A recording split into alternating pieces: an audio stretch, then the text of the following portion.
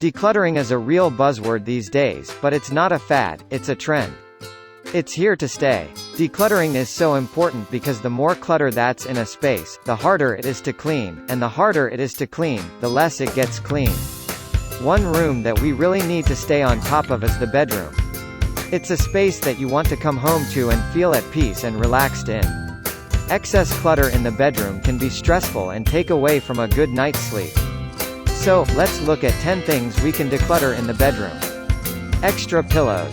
If you have old pillows kicking around and think to yourself, you know what? I'm definitely going to need that one day when I go on that camping trip, or when those guests come by, and you start stacking up and storing pillows. You're essentially hanging on to these because of the one-day mentality.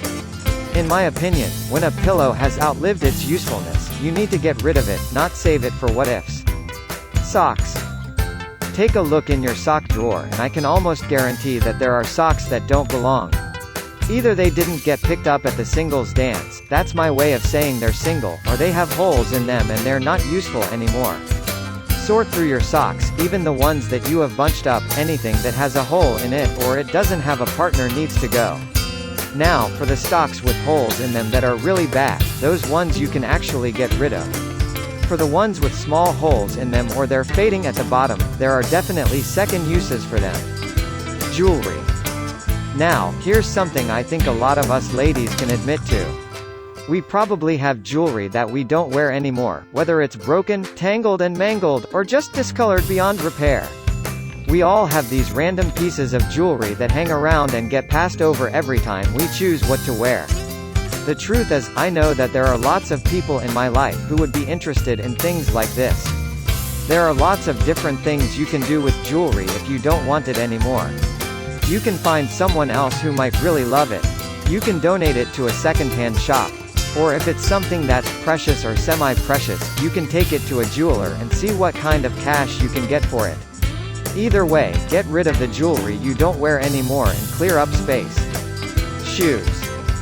Do you guys have any shoes that you bought because they were on sale, or you really liked them but they weren't quite your size, or you bought them for a specific one-off event?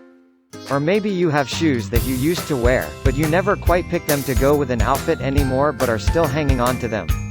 All of these are good signs that it's time to get rid of those shoes.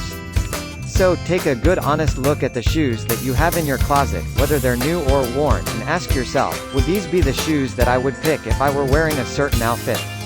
If you always pick another pair of shoes instead, it's time to move on from those shoes.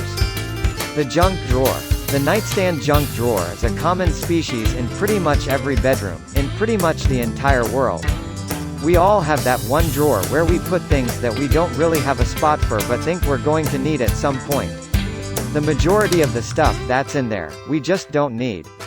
I go through mine a couple times a year because inevitably things just end up in there. Strangely enough, when you eliminate the mentality of a junk drawer, junk doesn't end up in there.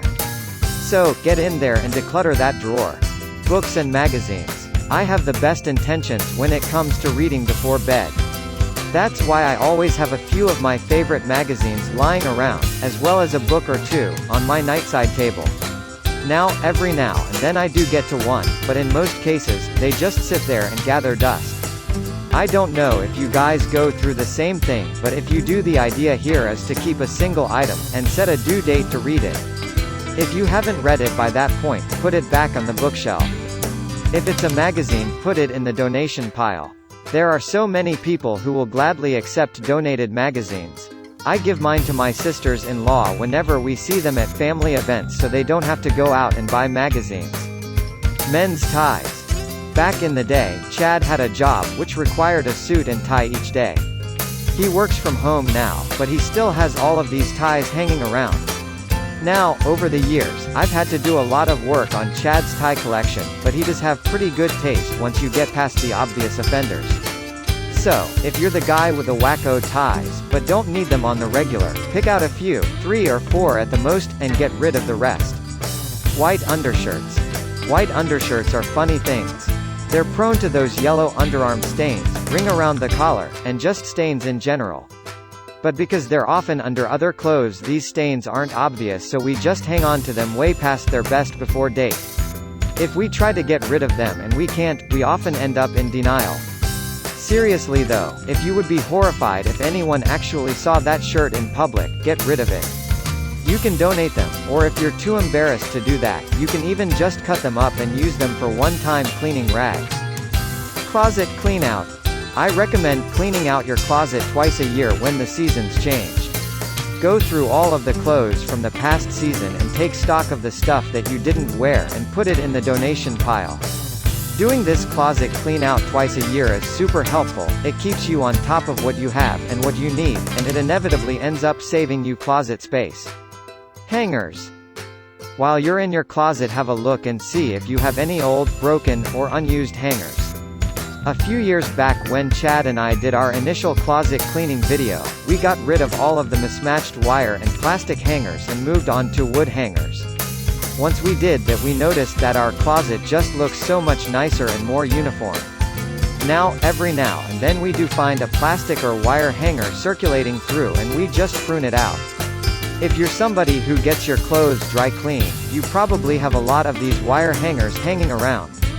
And yes, it's a free hanger, but they aren't meant to be actual hangers in your closet. They're a very cheap temporary solution used by the dry cleaner.